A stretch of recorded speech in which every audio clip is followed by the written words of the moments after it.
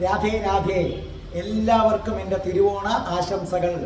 നിത്യവും സദ്യ കഴിക്കുന്ന ഒരാൾക്ക് ഒരുമാതിരിപ്പെട്ട ഒരു അസുഖവും വരില്ല എന്ന് പഴമക്കാർ പറയുന്നുണ്ട്.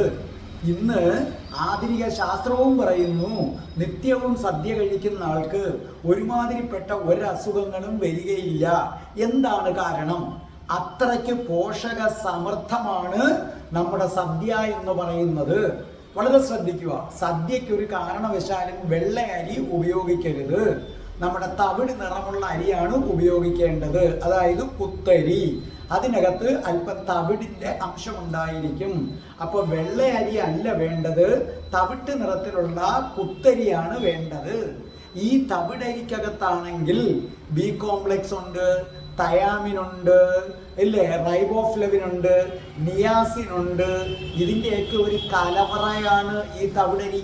ഈ തവിടരിക്കകത്തെ തവിടിൻ്റെ അംശമുള്ളത് കൊണ്ട് നല്ല നാരുകളുണ്ട്. പിന്നെ അതിനകത്ത് ഗ്ലൈസീമിക് വളരെ കുറവാണ്. അതുകൊണ്ട് ശരിക്കും പറഞ്ഞാൽ ഷുഗർ പേഷ്യൻസിന്, പ്രമേഹ രോഗികൾക്ക് ഒരു ഉത്തമ സാധനമാണ് ഏതെന്ന് പറയുന്നത് തവിടരി. പ്രമേഹ രോഗികൾ വളരെ ശ്രദ്ധിക്കേണ്ട ഒരു കാര്യമാണ്. നിങ്ങൾക്ക് ഈ തവിടരി കഴിക്കുന്നെങ്കിൽ നിങ്ങൾക്ക് രാത്രി വേണമെങ്കിൽ തവിടരി നിങ്ങൾക്ക് കഴിക്കാം. കാരണം തവിട് പ്രമേഹത്തെ കുറയ്ക്കുന്ന ഒന്നാണെന്ന് നിങ്ങൾ മനസ്സിലാക്കുക.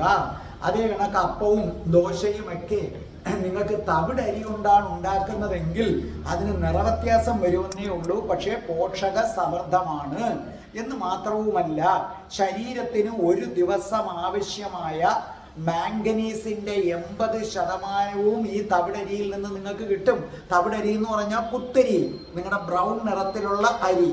അത് തന്നെ ഇപ്പം വിപണിയിൽ 20% തവിടുള്ള അരി, 60% തവിടുള്ള അരി എന്നും പറഞ്ഞിപ്പം ഇത് മനസ്സിലാക്കിയ ആൾക്കാർ വിപണിയിൽ അരികൾ ഇറക്കുന്നുണ്ട്. മനസ്സിലായില്ലേ? അതേ കണക്ക് തന്നെ നമ്മൾ പിന്നെ പരിപ്പ്, പിന്നെ പപ്പടം, നെയ്യ്, ഇതാണല്ലോ നമ്മൾ ആദ്യം കൂട്ടുന്നത്. ഈ പരിപ്പെന്നൊക്കെ പറഞ്ഞു കഴിഞ്ഞാൽ ഇതിനകത്ത് ഇരുമ്പും പൊട്ടാസ്യവും ഒക്കെ ധാരാളമുണ്ട്.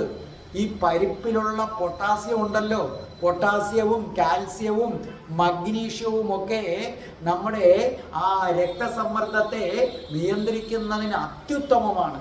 പിന്നെ പരിപ്പിനകത്ത് ഒഴിക്കുന്ന നെയ്യെക്കുറിച്ച് ഞാൻ പറയാതെ നിങ്ങൾക്ക് അറിഞ്ഞൂടെ? അതിനകത്ത് വൈറ്റമിൻ എ ഉണ്ട്, ഡി ഉണ്ട്, ഇ ഉണ്ട്. എ എന്ന് പറഞ്ഞാൽ കാഴ്ചശക്തി വർദ്ധിപ്പിക്കാൻ സഹായിക്കും. വൈറ്റമിൻ ഇ നമ്മുടെ ത്വക്കിന്, സ്കിന്നിന് എന്തുമാത്രം നല്ലതാണ്. ഡി എന്ന് പറഞ്ഞാൽ എന്താണ്? കാൽസ്യമാണ്. എല്ലുകൾക്കും പല്ലുകൾക്കും ഒക്കെ നല്ല ബലം നൽകുന്നതാണ്. അതേ കണക്കാണ് ആരെന്ന് പറയുന്നത്? ഇഞ്ചിക്കറി എന്ന് പറയുന്നത്.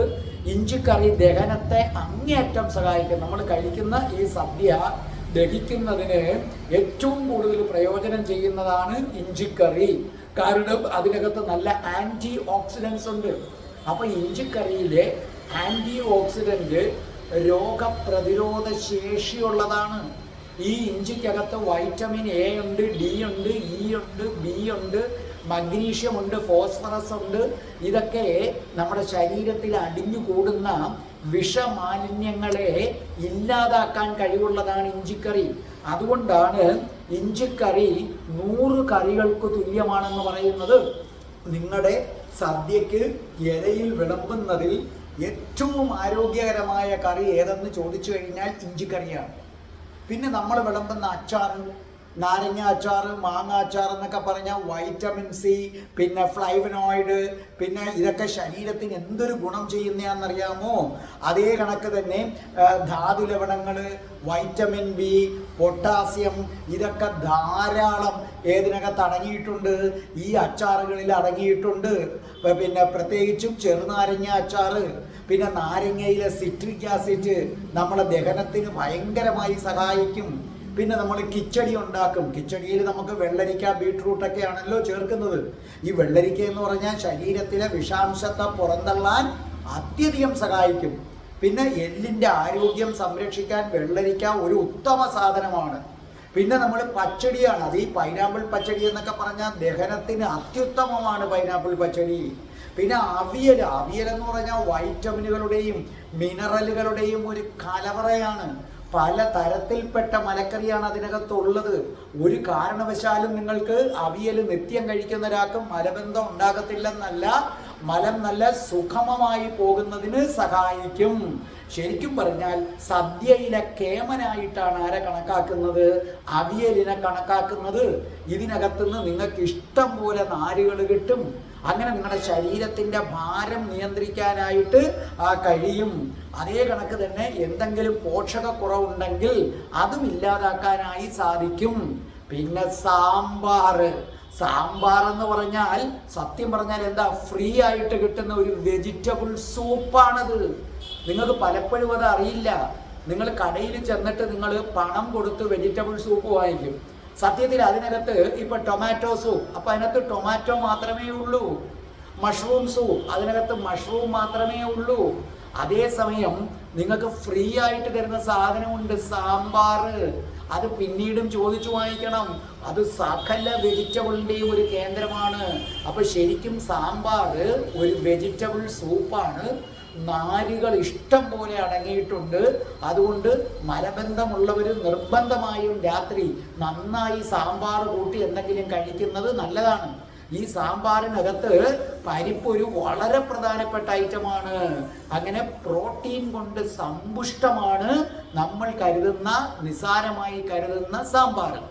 പിന്നെ നമ്മുടെ പുളിശ്ശേരിയൊക്കെയാണ്. പുളിശ്ശേരിയും മോരും രസമാണ്. മോരിന് ധാരാളം കാൽസ്യം ഉണ്ട്, വൈറ്റമിൻ ഡി ഉണ്ട്. എല്ലുകളുടെ ആരോഗ്യം നിലനിർത്തുന്നതിന് അത്യുത്തമമാണ്. പിന്നെ മനുഷ്യ ശരീരത്തിന് ഗുണകരമായിട്ടുള്ള നിരവധി ബാക്ടീരിയകളുണ്ട്. ആ ബാക്ടീരിയകളാൽ സമ്പുഷ്ടമാണ് ആരെന്ന് പറയുന്നത്, ഈ മോരെന്ന് പറയുന്നത്.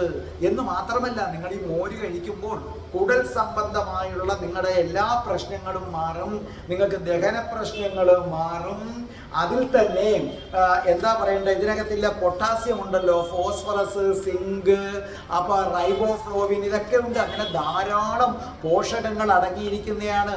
അപ്പം പുളിശ്ശേരിയും മോരും എന്ന് പറയുന്നത് നമ്മുടെ ശരീരത്തിന് വളരെ ആവശ്യമാണ്. പിന്നെ രസം പിന്നെ പറയണ്ട, ദഹനത്തിന് അത്യുത്തമമാണ് രസം. എന്തൊക്കെ സുഗന്ധ വ്യഞ്ജനങ്ങളാണ് അതിനകത്ത് അടങ്ങിയിരിക്കുന്നത്. പിന്നെ പായസമാണ്. ശർക്കര പായസമാണെങ്കിൽ അതിനകത്ത് ഇരുമ്പ്, സിങ്ക്, പൊട്ടാസ്യം. പാൽപ്പായസമാണെങ്കിൽ കാൽസ്യം ഉണ്ട്, ഫോസ്ഫറസ് ഉണ്ട്, പ്രോട്ടീൻ ഉണ്ട്. പക്ഷെ അത് ചിട്ടയായ രീതിയിൽ സദ്യ കഴിക്കണം. സദ്യ എങ്ങനെയാണ് കഴിക്കേണ്ടതെന്നുള്ളത് ഇന്നലെ ഞാൻ വീഡിയോ ആയിട്ട് ഇട്ടിട്ടുണ്ട്. അപ്പോൾ ഓർമ്മിക്കുക, പറ്റുന്ന സമയത്തൊക്കെ സദ്യകൾ കഴിക്കുക. പണ്ടൊക്കെ നാലുകെട്ടുകളും ഒക്കെ ഉള്ള ആ കാലഘട്ടത്തിൽ അവരെല്ലാ ദിവസവും സദ്യ കഴിക്കും. അതുകൊണ്ട് ആ പണ്ടുള്ളവർക്ക് നല്ല ആരോഗ്യം. ഇന്ന് പിന്നെ അത്രയും ചെലവേറിയതാണ്.